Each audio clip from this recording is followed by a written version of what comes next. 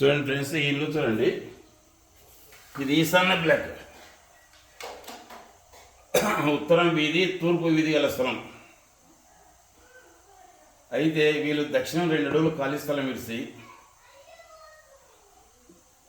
ఇక్కడ దక్షిణాన 2 అడుగులు ఖాళీ స్థలం విడిచి ఉత్తరం అద్దు చేసినారు.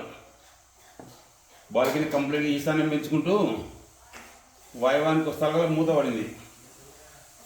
ఇక్కడ లిఫ్ట్ గుంత ఉంది. ఇక్కడ ఈయన కిచెన్ ఉంది, మెట్లు ఉన్నాయి, మళ్ళీ పైన ఉంది రూమ్లు. ఈ బెడ్రూమ్లు వల్ల సరిపోయినాయి. అయితే వీళ్ళు ఏం చేసినారంటే, ఇక్కడ మాత్రం కరెంటు బోర్డుకు దానికని ఈ గోడ చిన్న పెట్టినారు. ఇక్కడ ఎలా ఓపెన్ ఉంది. ఇదల్లా అంటే ఓన్లీ ఆగ్నేయం పెరిగినట్టే కదా ఇది. ఇక్కడ పిల్లర్లు ఎత్తి స్లాబ్ వేసినారు కానీ ఇక్కడ గోడలు లేవు. వాళ్ళకు 2-3 సార్లు చెప్పిన, అయ్యా ఇట్లా ఇట్లా ఈ సమయంలో రావాలి, గోడ ఇట్లా రావాలి, నార్మల్ రావాలి అని చెప్తే వాళ్ళు వినలే. ఇంకొకటి, ఇక్కడ దక్షిణంలో 2 అడుగులు ఖాళీ స్థలం ఉంది.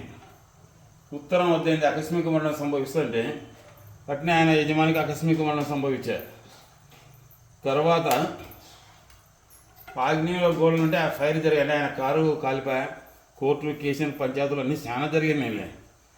ఈ స్థానంలో లిఫ్ట్ ఆగ్నేయంలో గుంత, నట్టింట్లో గుంత ఉండి ఏం చేస్తున్నారో వాళ్ళకే అర్థం కావడం లేదు. ఇదైతే చాలా ఇబ్బంది పెడుతుంది.